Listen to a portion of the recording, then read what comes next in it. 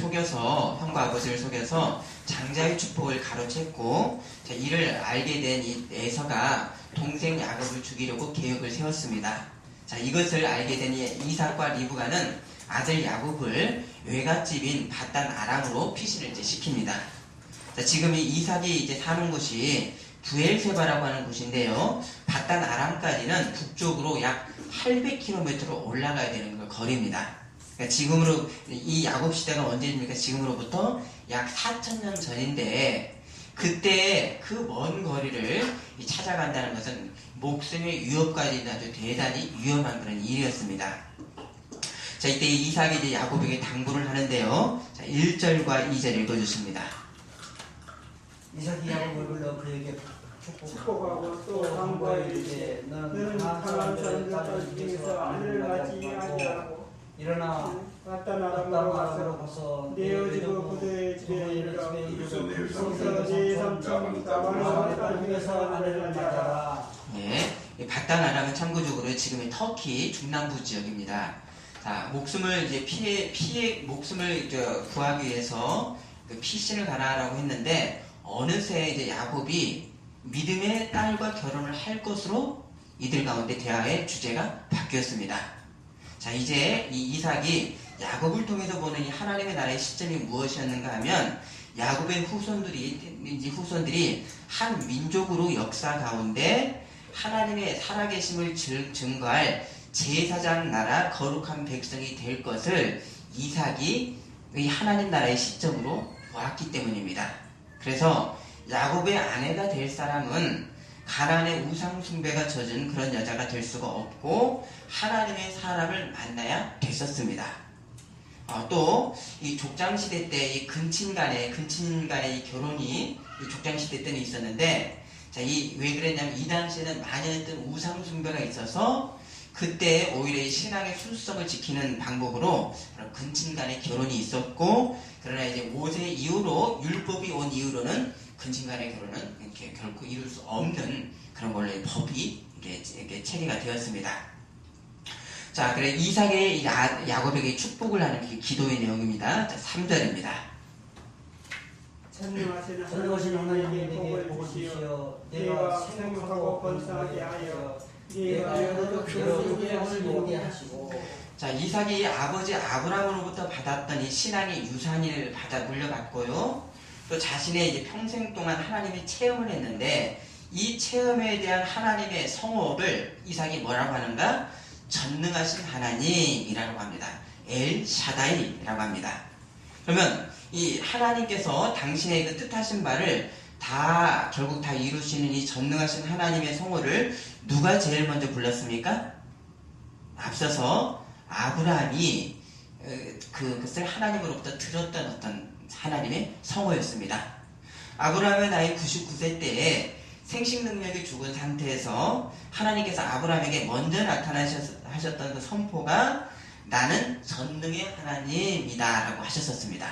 그러니까 네가 생식 능력이 죽은 너의 몸을 통해서 내가 자식을 낳겠다 해서 이삭이 거기서 나온 전능의 하나님의 역사가 있기 전에 하나님을 소개를 하셨습니다. 또 이 전능의 하나님을 체험하면 사람은 어떻게 해야 되는가, 자세가 무엇인가, 17장 1절에 보시면 아브라함이 99세 때 여호와께서 아브라함에게 나타나서 이르시되 나는 전능한 하나님이라 너는 내 앞에서 행하여 완전하라. 자, 이삭의 이 신앙 체험으로 안 이 하나님은 전능하신 분이고 전능한 하나님을 아는 사람이 할 바가 뭡니까? 그 앞에서 온전히 행해야 되는 당위이다라는 것을 이삭이 체험을 했던 것입니다. 그래서 야곱 너도 이제는 이 전능하신 하나님 앞에서 온전해라 라고 야곱에게 이것을 지금 신앙의 유산을 전해주고 있는 것입니다. 자, 이삭의 눈이 어두워서 이제 에서를 잠시 이 언약의 계승자로 세우려고 했었지만 자신이 하나님의 정하심에 반했던 것을 이삭이 이제 깨닫게 되었고 이제 떠나는 아들 야곱에게 언약의 계승자로서 축복을 이제 합니다. 자, 4절 어떤 내용인지 읽어주십니다. 아브라함에게 허락하신 복을 내게 주시되 너와 함께 네 자손이 되도다. 하나님이 아브라함에게 준 땅 네가 거류하는 땅을 네가 차지하게 하시기를 원한다. 자, 아브라함이 받았던 언약의 축복이 뭐냐면 야곱에게도 그대로 이어질 것이다 라고 이렇게 하나님 앞에 기도를 합니다. 근데 그 구체적 대상이 뭡니까? 약속의 땅을 네가 차지할 것이다. 땅에 대한 언약입니다. 자, 할아버지 아브라함이 하나님으로부터 약속의 땅에 대한 그런 언약을 하나님으로부터 받았던 내용이 15장에 있는데요. 그 15장에 언제 받을 것이라고 했냐면 400년 뒤에 아브라함 너의 자손들이 다시 가나안에서 돌아올 것이다 라고 했습니다. 15장 16절에 너의 자손은 4대 만에 이 땅으로 돌아오리니 이는 아모리 족속의 죄악이 아직 가득 차지 아니함이라 라고 했습니다. 자, 약속의 땅을 아브라함의 후손들이 이제 이 소유로 받을 것에 대한 배경이 뭡니까? 이 배경에는 바로 거룩한 땅을 더럽힌 가나안 족속들, 아모리 족속들의 이 극악한 죄악이 배경 가운데 있었습니다. 자, 그래서 이스라엘을 이 죄악에 대한 심판의 막대기로 하나님께서 세우셔서 아모리 가나안 족속들을 몰아내 심판하시고 가나안 땅을 이스라엘 백성들이 받았던 것입니다. 그래서 그 역사가 어떻게 이 아브라함으로부터 언약한 이후로 430년 뒤에 이루어지는 것, 이것이 뭐였습니까? 어디에서 나왔죠? 그 언약이 어디에서 구체적으로 이 태동이 됐죠? 바로 애굽을 나왔고, 그리고 40년 동안 광야를 돈 다음에 이제 가나안을 정복하는 그 역사로 이어지게 됩니다. 자, 이 언약으로 이스라엘이 약속의 땅을 차지하기 전에 하나님이 백성들에게 주셨던 말씀이 먼저 있었는데요. 이제 곧 있으면 이제 이게 가나안 땅에 이제 들어갑니다. 그때 너희가 이것을 알아라. 모세를 통해서 주셨던 말씀이 신명기 9장 5절입니다. 우리 한번 찾아보십니다. 신명기 9장 5절.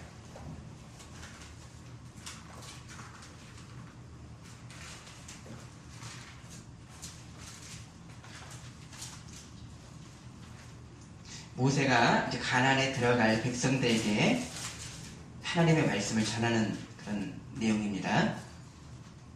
읽어주십니다. 내가 가서 그 땅을 차지하면 내 공의로 말미암도 아니요 내 마음이 정직함으로도 말미암도 아니요 이 민족들이 악함으로 말미암아 내 하나님 여호와께서 그들을 내 앞에서 쫓아내심이라. 여호와께서 이같이 하심은 내 조상 아브라함과 이삭과 야곱에게 하신 맹세를 이루려 하심이니라. 네, 야곱의 12아들의 그 12아들을 12지파로 해서 한 민족이 세워졌는데 이 민족이 누구죠? 바로 이스라엘 민족이죠. 근데 이들이 받은 땅이 이스라엘의 의로운 자격이 있어서 받은 것이 아니라 뭡니까? 가나안 족속들의 극악한 죄악의 심판을 이스라엘을 통해서 하시는 것이고, 너희 이스라엘도 약속의 땅에서 가나안 땅에서 오래 있고 싶다면 전능하신 하나님 앞에서 의롭게 행해라 라고 할 것을 말씀을 했습니다. 그런데 실제 이스라엘의 역사는 어떻게 진행이 되었죠? 이스라엘은 아무 공로 없이 받았던 은혜를 어떻게 사용했습니까? 유대 민족의 교만과 특권으로 사용하는 그 역사로 인해서 결국 언제 나라가 멸망됐습니까?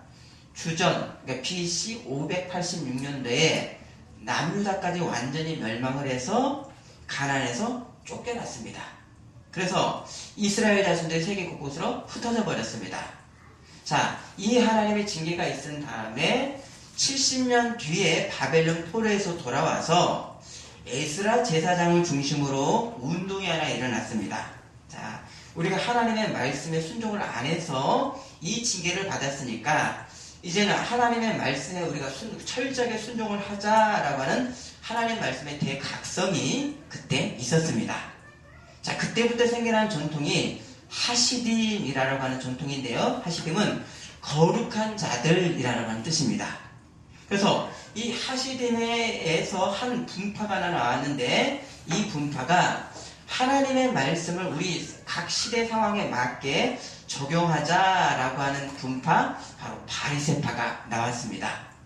근데 이 바리새파가 세월이 흘러다 보니까 이제 변질이 된 것이 하나님 말씀의 이 정의와 공의를 행하는 말씀의 실체법을 이들은 버리게 되고, 우리 조상들이 정한 행위만 지키면 하나님 앞에 의롭다라고 하는 종교 수준으로 이들이 바리새의 이 가르침이 떨어져 버렸습니다.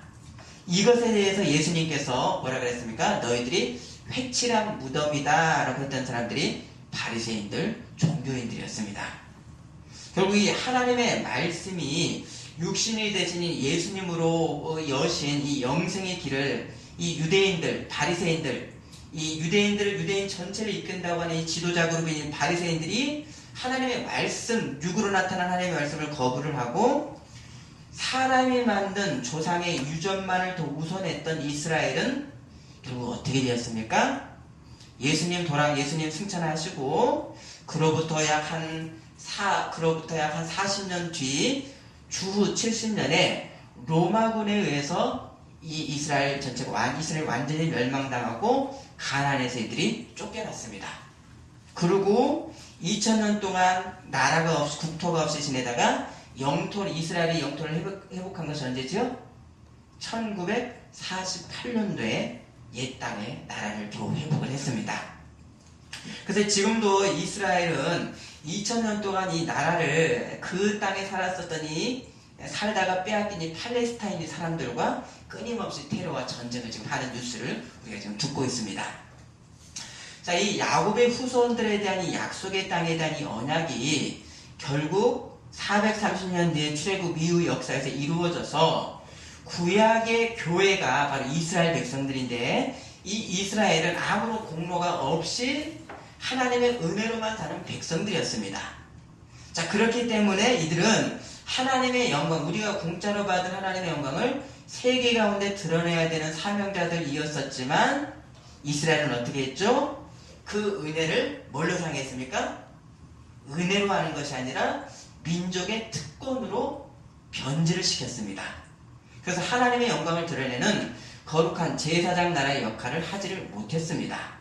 자, 그러면 우리 시대에, 그래서 이 땅에서 쫓겨났죠. 그러면 우리 시대에 이 신약에서 땅을 얻는 복에 대한 말씀, 예수님께서 어떤 말씀을 주셨습니까? 혹시 아십니까? 팔복의 말씀에 온유한 자가 무엇을 얻는다고 했죠? 기업으로 땅을 차지한다고 했습니다.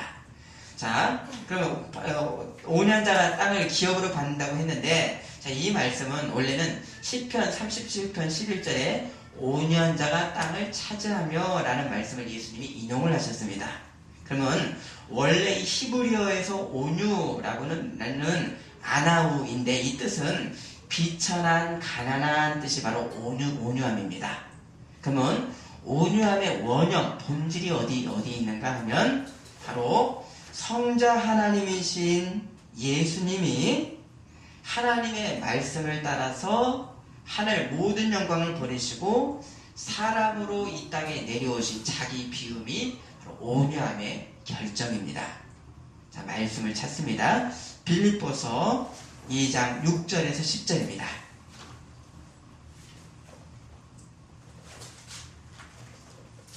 신약 빌립보서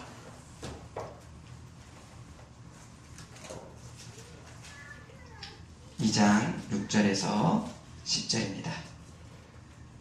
그는 공존 하나님의 본체시냐 하나님과 동등됨을 별 것으로 여기지 아니하시고 오히려 자기를 비워 종의 형체를 가지사 사람들과 같이 되셨고 사람의 모양으로 나타나서 자기를 낮추시고 죽기까지 복종하셨으니 십자가에 죽으시니라.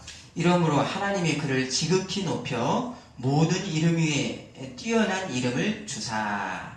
자, 하나님이 사람이 되시기까지 낮아지신 이 자기 비움, 케노시스, 십자가에서 죽기까지 아버지의 말씀에 대한 이 순종하심을 예수님 안에 있는 우리는 어떻게 해야 되는가? 5절입니다. 너희 안에 이 마음을 품으라 곧 그리스도 예수의 마음이니. 유대인들은 이 하나님의 전능하심에 사람의 공의 없이 그들이 땅을 받고 그들이 어떤 살았던 그 은혜에 대해서 겸손함이 없이 특권 의식으로만 살다가 약속의 땅에서 쫓겨났습니다. 자, 그러면 우리 신약에 사는 우리는 땅을 얻는 온유함을 우리는 어디서 배워야 되는가? 겸손하시고 하나님께 순종하신 예수님에게서 우리는 배웁니다. 곧 예수님 지체의 실증을 우리는 드러내는 겁니다. 곧 내 안에 계시는 우리는 성령을 따라가야 됩니다. 이 예수님의 거룩함을 담는 이 백성이 그러면 이 온유함을 닮을 때 우리가 무엇을 받는다 그랬습니까? 온유한 자는 무엇을 받죠? 땅을 기업으로 받습니다. 어떤 땅을 받습니까? 우리가 지금 현세의 땅을 말씀할까요? 앞으로 주님이 재림하실 때 새하늘과 새 땅에서의 하나님 나라의 유업의 땅을 우리가 받습니다. 온유한 자. 예수님의 이 자기 비움을 사모하는 자, 겸손하심과 낮아지심과 하나님의 말씀에 죽도록 순종하셨던 이 온유함을 사모하는 자가 받는 상급이 아주 구체적입니다. 새하늘과 새 땅의 그 땅을, 유업의 땅을 받습니다. 자, 이제 이 야곱은 이제 형을 피해서 이제 도망을 갔는데 부엘세바에서 하란까지 가는 길에서 그 여정에 도착한 것이 부엘세바에서 약 한 85km 정도 떨어진 곳 바로 루스, 지금의 이 베델에 도착을 했습니다. 근데 야곱이 이 길가에서 노숙을 해야 되는 그런 상황으로 중동 지역의 그 밤은 굉장히 위험합니다. 야행성 그런 곤충들이 나오는데 위험한 곤충이 전갈이 나오고요, 뱀도 나오고 또 들짐승들이 활동하는 그런 위험한 곳에서 야곱이 잠을 잤으니까 얼마나 위험한 어떤 그런 상황이었습니까? 근데 거기서 야곱이 두려움 중에 정말로 이 내 몸 하나 어떤 그런 보호할 곳이 없는 그곳에서 야곱이 두려워하면서 잠을 자서 꿈을 꿨는데 사다리가 땅에서부터 하늘 끝까지 연결되어서 하나님의 사자들이 오르락 내리락 했고 하늘 끝에서 여호와 하나님께서 계시고 말씀을 하셨습니다. 자, 오늘 본문 13절입니다.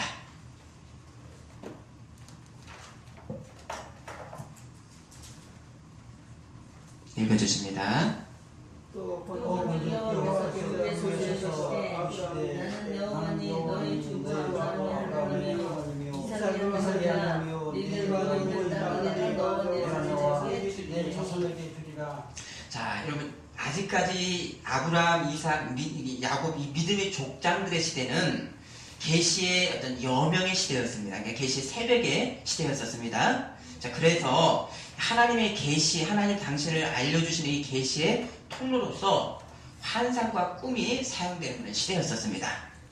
그러면 지금도 꿈이 하나님의 이 계시의 통로로 사용되는가 하면 완전한 계시인 이 하나님의 말씀 성경이 완결된 이후로는 꿈은 이 계시의 수단으로서 그 중요성이 아주 약해졌습니다. 자, 그래서 지금은 성경보다 꿈을 더 어떤 직접적인 어떤 교통의 어떤 신비한 방법보다 내가 그걸 봤다라고 여기는 그런 자세는 사실 이것은 건강하지 못합니다. 완전한 하나님의 계시에 대한 이 성경에 대해서 잘 알지 못하는 인식의 부족이 있다는 것을 알고 혹여나 주변에서 그런 것들이 있으면은 여러분들 그것을 분별하시기를 원합니다. 자, 이제 꿈에서 이 야곱이 들었던 하나님의 이 성호가 나는 여호와니라 라고 했습니다. 그럼 이 아브라함의 하나님, 이삭의 하나님, 하나님이라고 하는 그 당시 이 여호와 하나님이라고 했는데 그러면 그 당시 사람들의 인식 가운데는 없는 신 개념에 대해서 하나님께서 야곱에게 계시를 해주셨습니다. 그럼 일반의 사람의 눈은 시대를 어떻게 봅니까? 기껏 많이 봐야 내 일생을 어떤 예상하는 정도 현세만을 보는 어떤 시대적 어떤 그런 시선의 한계입니다. 근데 여기에서 하나님 당신의 계시는 뭡니까? 온 세대 아브라함, 이삭, 야곱을 통해서 계속해서 이어지는 온 역사의 주관자이시고 영생하시는 하나님을 야곱에게 계시해 주셨고 이 하나님으로 할아버지, 아버지 하나님이 이제는 내 하나님이 이다라는 것을 야곱이 하나님을 만나면서 알았습니다. 그래서 이 시간을 보는 사람의 눈의 확장이 하나님의 이 계시를 통해서 야곱에게 있었고 또 하나님을 믿는 우리들에게도 있습니다. 우리는 시간 개념을 조금 더 넓게 영생의 개념으로 봐야 되는 것입니다. 자, 이렇게 이 대를 이어서 역사하시는 영원하신 하나님에 대해서 먼저 고백한 사람이 바로 조상 아브라함이었습니다. 그래서 또 이 야곱에게 계시하셨던 이 하나님의 성호가 여호와였는데요. 이 하나님의 성호로서 어떤 성호들이 있는지, 먼저는 엘로힘이라고 하는 하나님의 성호가 있는데, 엘로힘은 창조주 하나님입니다. 또 앞선 이삭이 고백했던 전능의 하나님 엘샤다이라는 당신의 뜻을 결국 이루시는 이 하나님에 대한 성호입니다. 또 졸지도 않고 주무시지도 않고 온 시대와 역사 가운데 계시는 영생하시는 하나님 엘올람, 그리고 또 야곱에게 계시하신 여호와 하나님이십니다. 그러면 또 다른 성호들도 있는데요. 여기서 이 여호와는 어떤 그 성호입니까? 하나님의 언약을 역사 가운데서 이루시는 하나님이 여호와 하나님입니다.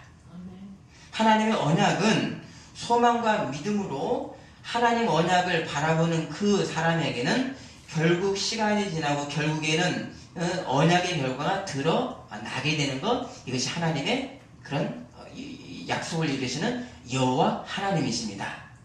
그래서 이 출애굽 시절에 모세를 통해서 하나님 당신을 계시하실 때 뭐라고 하셨는가 하면 하나님의 성호가 나는 여호와니라 라고 했습니다.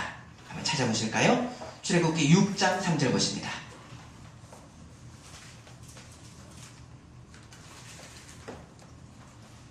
자, 야곱에게 나타나시고 약 400년 뒤에 모세에게 나타나셔서 뭐라고 하나님 당신을 계시하셨는지 출애굽기 6장 3절 읽어주십니다. 내가 야곱에게 전능의 하나님을 나타났으나 나의 이름은 여호와로 그들에게 알리지 아니하였고. 자, 보십시오. 아브라함, 이삭, 야곱 선조들이 알았던 하나님은 전능의 하나님으로만 하나님이 알리셨다고 그랬습니다. 그리고 그래서 전능의 하나님 뭐라고 했습니까? 그것을 하나님을 아는 사람은 하나님 앞에 온전함을 힘써야 되는 그런 사람입니다. 그런데 이 하나님이 선조들과 맺었던 언약이 이제 400년이 지나서 때가 되어서 역사의 현실이 될 때에 모세와 백성들에게 알렸던 하나님의 성호가 뭐였죠? 나는 누구나? 나는 여호와니라 였습니다. 근데요, 오늘 본문 14절이었죠? 이미 야곱에게 나는 여호와니라 라고 하는 하나님의 계시를 야곱에게 하셨는데 출애굽기 6장 3절에서는 그들에게는 전능의 하나님으로만 알렸고 여호와로는 알리지 아니하였다라는 어떤 그런 다른 지금 말씀을 하고 계십니다. 자, 뭡니까? 이건 왜 이런 말씀이, 왜 이런 차이가 있죠? 이미 이것은 여호와 하나님에 대한 개념이 어떤 개념인가? 야곱이 여호와 하나님이라는 계시를 들었음에도 하나님께서 어떻게 후손들을 번성케 하시고 어떻게 나라를 세우시고 가나안의 약속의 땅을 주시는 언약의 성취를 야곱은 눈으로 볼 수가 없었습니다. 단지 말씀만 듣고 하나님께서 이루실 것이다라고 하는 믿음만 가졌습니다. 그래서 이 언약하신 하나님이 이루실 것을 믿음의 눈으로만 봤고 결국 역사가 지나서 뚜렷하게 하나님께서 호렙산에서 모세를 만나주시고 그들을 갖다가 그 언약대로 다 구원하시고 약속의 땅에 들어가게 하실 때 그때 하나님 당신의 선포가 뭐였는가? 출애굽기 3장 15절 보시면요, 하나님이 또 모세에게 이르시되 너는 이스라엘 자손에게 이같이 이르기를 너희 조상의 하나님 여호와 곧 아브라함의 하나님, 이삭의 하나님, 야곱의 하나님께서 나를 너희에게 보내셨다 하라. 그 언약이 결국 다 이루어지니까 그때야 후손들이 여호와 하나님에 대한 온전한 의미를 그 출애굽 백성들이 알게 된 것입니다. 자, 우리가 이 말씀에 하나님을 아는 지식이 우리 여러분들은 얼마나 과거에 비해서 장성을 하셨습니까? 하나님의 선택하심으로 내게 생명을 주신 하나님의 뜻을 얼마나 구체적으로 알고 이 사명 가운데 행하는지에 장성함이 있으십니까? 이 장성함이 우리에게 있어야 됩니다. 아멘. 우리가 하나님을 점점 알수록 내 인생의 모든 곳에 하나님의 주권을 우리가 더 구체적으로 알고 이 하나님 당신의 뜻을 이루어 가시는 그 전능하심을 나도 알아서 순종하는 하나님을 아는 지식의 장성함이 우리에게도 있습니다. 그리고 또 있어야 됩니다. 아멘. 야곱은 여호와 하나님을 만났으면서도 그 시작에서는 하나님을 아는 체험의 지식이 거의 없었던 것입니다. 그래서 이제 베델에서부터 하나님의 경험의 장소에서부터 하나님을 알아 순종하는 인생의 시작이 이제 또다시 이제 새로운 시작이 되어갑니다. 그래서 이 여호와 하나님에 대한 이 지식에 대해서는 야곱은 몰랐고, 그래서 하나님께서 그들에게 나는 여호와로는 알리지 아니했다라는 그런 말씀을 하셨습니다. 자, 이제 14절, 오늘 보면 14절 읽어주십니다. 내 자손이 땅에 티끌같이 되어 네가 서쪽과 동쪽과 서쪽과 끝에 나머지 땅의 모든 족속에 너와 네 자손도 만나면 복을 받으리라. 자, 야곱은 겨우 생명을 위해 지금 도망가고 있는 사람인데, 야곱이 하나님을 만나서 노상 가운데 깨달은 것은 내 인생이 비루하지 않다, 하나님의 언약과 축복의 존재라는 것을 야곱이 그때 봤습니다. 지금까지 야곱은 행복을 무엇에서 찾았는가? 장자권, 형보다 앞서는 경쟁과 같은 외부에서 행복을 찾으려고 했는데, 하나님을 만나니까 알게 된 것이 복이라는 것이 바깥에 있지 않고 내가 복의 존재라는 것을 깨닫게 되었습니다. 아멘. 여러분은 어떻습니까? 내가 복의 존재인 것을 믿습니까? 아멘. 아멘. 이 복이 야곱의 소유가 된 것은 하나님이 바로 야곱의 하나님이었기 때문입니다. 그냥 할아버지 하나님, 부모님의 하나님의 그 지식으로 아는 하나님이 아니라 내가 만난 나를 만나주신 하나님이기 때문에 내가 복의 존재, 복의 통로라는 것을 야곱이 알았고, 이 사실은 믿는 우리에게 동일한 역사입니다. 아멘. 아멘. 사람이 가진 것이 없어도 하나님의 말씀을 받으면 은총의 사람인 것을 베델에서 알았던 것입니다.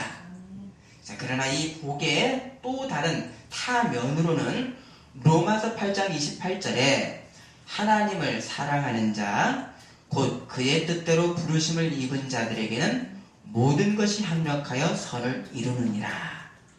자, 우리도 하나님과의 인격적인 만남이었던 베델의 장소에서부터 우리들이 이 하나님을 내 사람이라면 먼저 구해야 될 것이 뭡니까? 하나님을 사랑하는 것. 하나님의 나라와 의를 먼저 구하면서 어떤 현상이 나타납니까? 모든 것이 합력하여 선을 이루시는 하나님의 은혜로만 사는 백성의 그 구체적인 역사들이 우리에게 있는 것입니다. 아멘. 이 하나님을 사랑함이 없이는 택한 백성일지라도 사람의 계획으로 성령을 근심케 하는 그런 실상들이 많이 있기도 합니다. 자, 오늘 본문 15절 읽어주십니다. 내가 너와 함께 있어 내가 어지러워서 너를 지켜 너를 이끌어 이 땅을 돌아오게 할지라도 내가 네게 허락하는 것을 다 이기까지 너를 하지 않습니다. 자, 형과 아버지를 속이고 행복을 쫓았던 그런 정도의 사람 야곱을 하나님께서 언약의 계승자로 택해 주신 것이 은혜의 시작이었고, 자격 없는 야곱에게 하나님이 함께 계시는 임마누엘의 하나님인 것을 알았습니다. 자, 그러면 그 당시에 사람들이 가졌던 이 신개념이라고 하는 것은 그 신이 있는 지역을 벗어나면 능력이 없어지는 신개념을 이들이 가졌었습니다. 그래서 지역신입니다. 이쪽에는 바알이 있고 저쪽에는 아세라가 있고 하는 어떤 그런 지역신 신개념이었습니다. 왜 이겠습니까? 이것은 하나님이 직접 사람에게 알려주신 신개념이 아니라 뭐였죠? 사람이 두려워서 신을 만든 인위적인 거짓 신 개념이기 때문입니다. 그렇죠? 하나님의 계시의 말씀과 사람이 만든 우상이 여기 차이가 납니다. 하지만 이 계시로서 드러내 주신 이 하나님은 아브라함, 이삭, 야곱, 이스라엘, 이제는 누굽니까? 영적 이스라엘의 하나님이 되시는 시간을 초월하시는 하나님이시고요.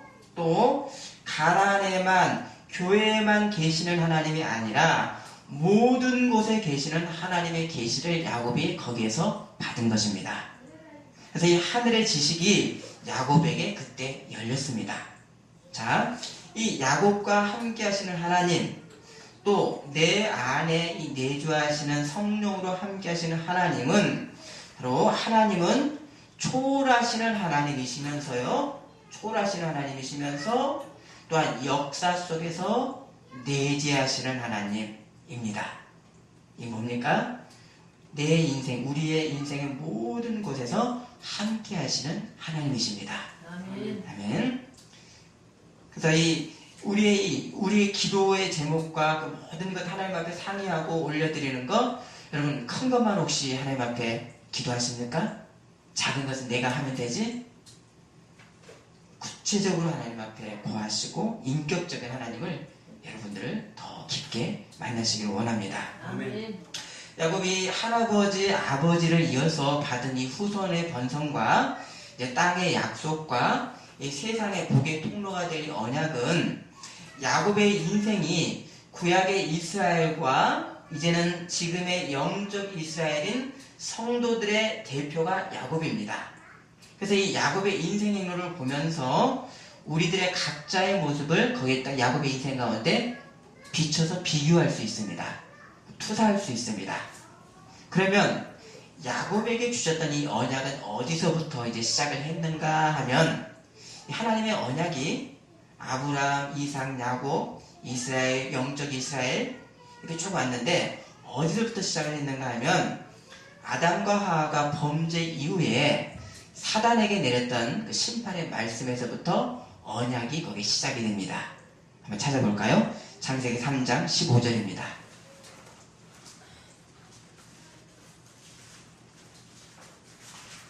이걸 원시복음이라 그럽니다. 원시복음. 이미 범죄했을 때부터 복음이 있었습니다. 3장 15절 읽어주십니다.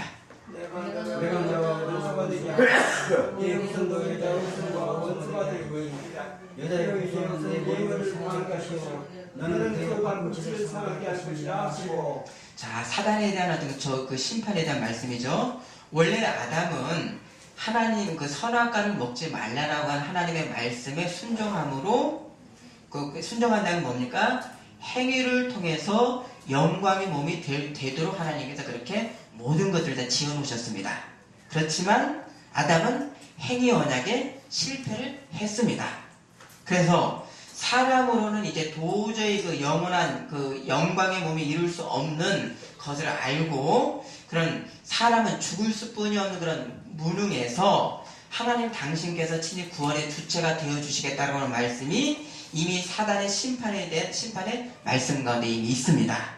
그래서 역사상에 이 여자의 후손으로 오신 인자 예수님이 죽음과 부활로 인해서 사망 권세를 이기신 이 부활로 인해서 사단의 머리, 사단의 능력인 뭘 깨뜨리셨습니까? 뭘 깨뜨리셨죠? 예수님이 부활하시고 뭘 깨뜨리신 것을 깨뜨리셨습니까?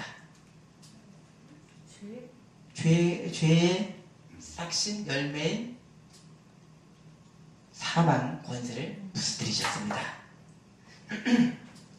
그래서 첫 범죄의 사단에게 내렸던 이 심판은 아담의 후손인 우리들에게는 은혜 언약의 모체입니다. 자, 이 은혜 언약이 이어지는 경로가 아담, 셋, 그다음에 노아, 셈, 아브람, 이삭, 야곱, 모세, 이스라엘 백성들, 영적 이스라엘인 우리로 이어지는 여러 상황의 여러 형태로 언약이 계속해서 지금 이어져 내려오고 있습니다. 자, 이 과정에 아브라함과 야곱에게는 땅과 어떤 후손의 언약, 복의 통로에 대한 언약을 주셨습니다. 자, 이렇게 시대마다 다양한 형태로 언약을 하나님께서 주셨지만 변하지 않는 언약의 중심은 뭡니까? 시대마다 언약이 좀 다릅니다. 변하지 않는 언약의 중심이 뭔가 하면 이 믿음의 조상들이 하나님의 말씀을 듣고 믿으니 이를 그의 의로 여기시는 하나님의 은혜였습니다. 자, 구약 조상들은 하나님의 뜻을 드러내는 하나님의 말씀을 바로 중보자로서 믿음의 대상으로 믿었던 것입니다. 맞습니까? 하나님의 말씀을 중보자로서 믿음의 대상으로 믿었습니다. 디모데전서 2장 5절 하나님은 한 분이시오 또 하나님과 사람 사이의 중보자도 한 분이시니 곧 사람이신 그리스도 예수라. 요한복음 1장 1절 태초에 말씀이 계시니라 이 말씀이 하나님과 함께 계셨으니 이 말씀은 곧 하나님이시니라. 언약의 그 매체, 그 중보자 바로 그 말씀을 믿음으로 믿는 이것은 변함이 없이 계속해서 언약 가운데 이루어졌습니다. 그래서 이 구약 이스라엘이 신의 산에서 받았던 것이 뭐였습니까? 십계명, 율법을 받았고요. 이 율법의 말씀을 믿었던 이 유대인들은 율법을 그림자로서 어떤 실제를 믿고 이들이 기다리고 있었는가? 갈라디아서 3장 19절입니다. 한번 찾아보십니다. 갈라디아서 3장 19절.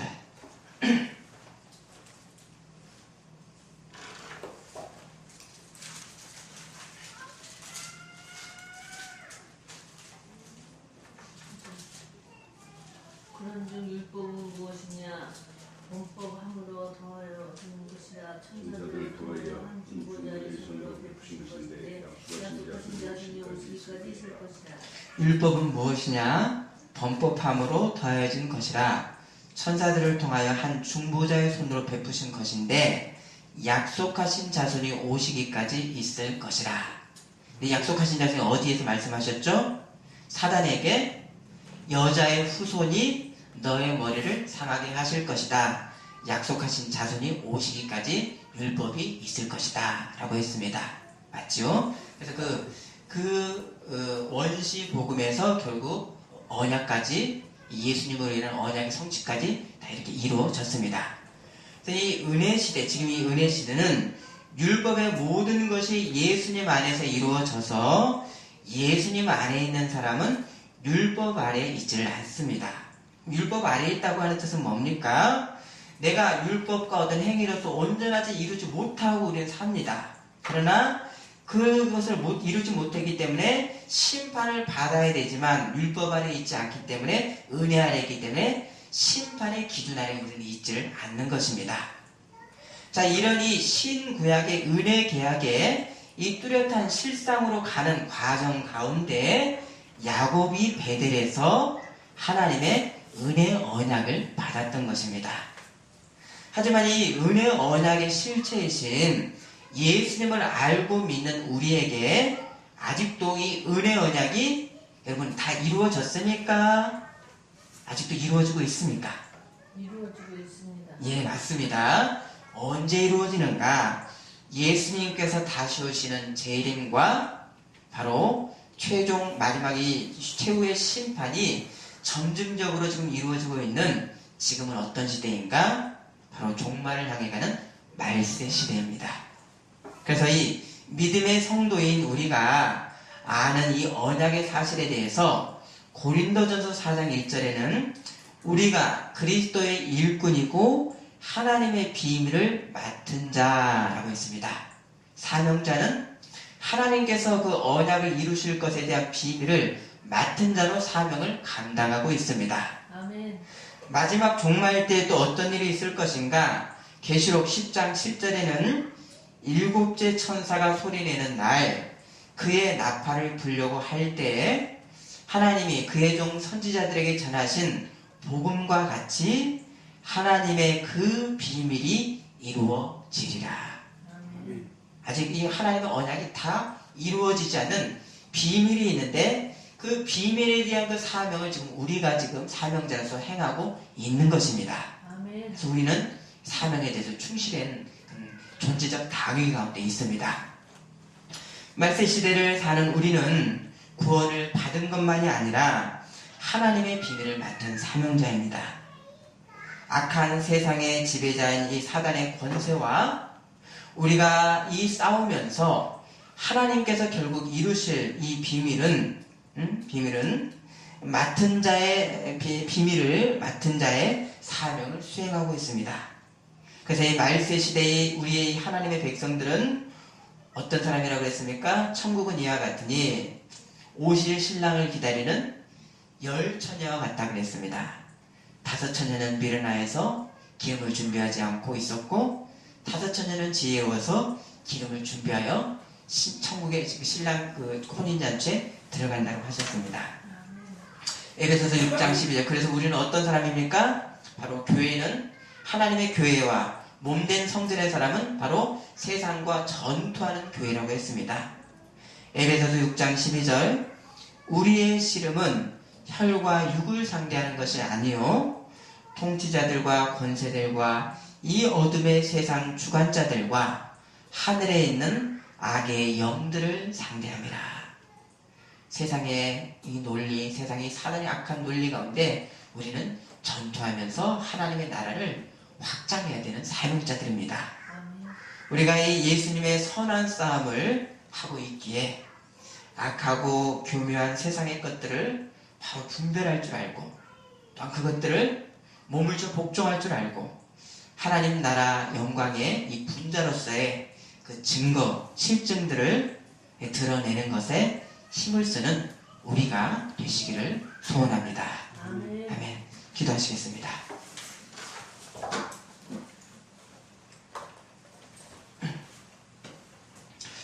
하나님, 이미 범죄함으로 죽음으로 떨어졌던 아담 시대 때부터 하나님께서 언약을 주셔서 이 세상을 구원하실 것을 그 모든 은혜 계약 가운데 하나님께서 행하셨습니다.